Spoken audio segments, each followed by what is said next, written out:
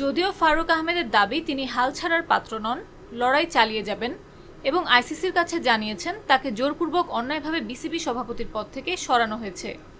তার সে দাবি ধোপে টিকবে কিনা, আইসিসি ফারুক আহমেদের দাবির প্রতি সহানুভূতি দেখিয়ে বিসিবিকে নোটিশ করবে কিনা সে উত্তর দেবে সময়। তবে এখনকার খবর হলো সব জল্পনা কল্পনার অবসান ঘটিয়ে শেষ পর্যন্ত আগামী 4 মাসের জন্য বিসিবি নতুন সভাপতি হতে যাচ্ছেন আমিনুল ইসলাম বুলবুল। সবকিছু ঠিক থাকলে আজ শুক্রবার বিকেল 4:30টায় বোর্ড পরিচালনা পর্ষদের পরবর্তী সভা ডাকা হবে এবং বোর্ড সূত্রে জানা গেছে সেই বোর্ড সভাতেই বিসিবির নতুন সভাপতি পদে আসীন হতে যাচ্ছেন জাতীয় দলের সাবেক অধিনায়ক ও টেস্টে বাংলাদেশের প্রথম সেঞ্চুরিয়ান আমিনুল ইসলাম বুলবুল। বিসিবি নির্ভরযোগ্য সূত্র জানিয়েছে, বৃহস্পতিবার পরন্ত বিকেলে বিসিবির 8 পরিচালক ফারুক আহমেদের প্রতি অনাস্থা জ্ঞাপন করার ঘণ্টা কয়েকের মধ্যেই জাতীয় ক্রীড়া পরিষদের পক্ষ থেকে বিসিবিতে ফারুক আহমেদের মনোনয়ন বাতিলের চিঠি পাঠানো হয়।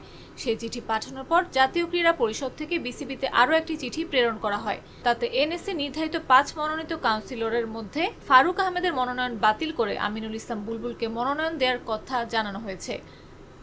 সূত্র আরও জানায়, শুক্রবার বিকেল 4:30টায় ফারুককে ছাড়াই নতুন পরিচালক পর্ষদের সভা অনুষ্ঠিত হবে এবং সে সভায় সভাপতিত্ব করবেন বিসিবির অন্যতম পরিচালক নাজমুল আবেদিন ফাহিম। সেই সভাতেই বুলবুলকে নতুন বোর্ড পরিচালক হিসেবে গ্রহণ করা হবে। বুলবুল পরিচালক হওয়ার পর নতুন সভাপতি নির্বাচন অনুষ্ঠিত হবে।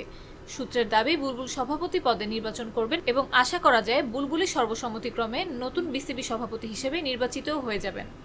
বোর্ডের উচ্চ পর্যায়ের ওই দায়িত্বশীল সূত্র নিশ্চিত করেছে, যে সভায় আমিনুল ইসলাম বুলবুলের পরিচালক পদ অনুমোদিত ও গ্রহণ করা হবে সে সভায় আকরাম খানও উপস্থিত থাকবেন।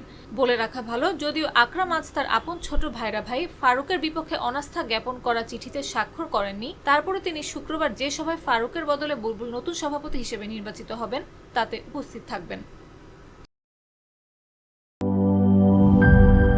মাঠের অলরাউন্ডার আমি, আর ঘরের অলরাউন্ডার টাইলক্স।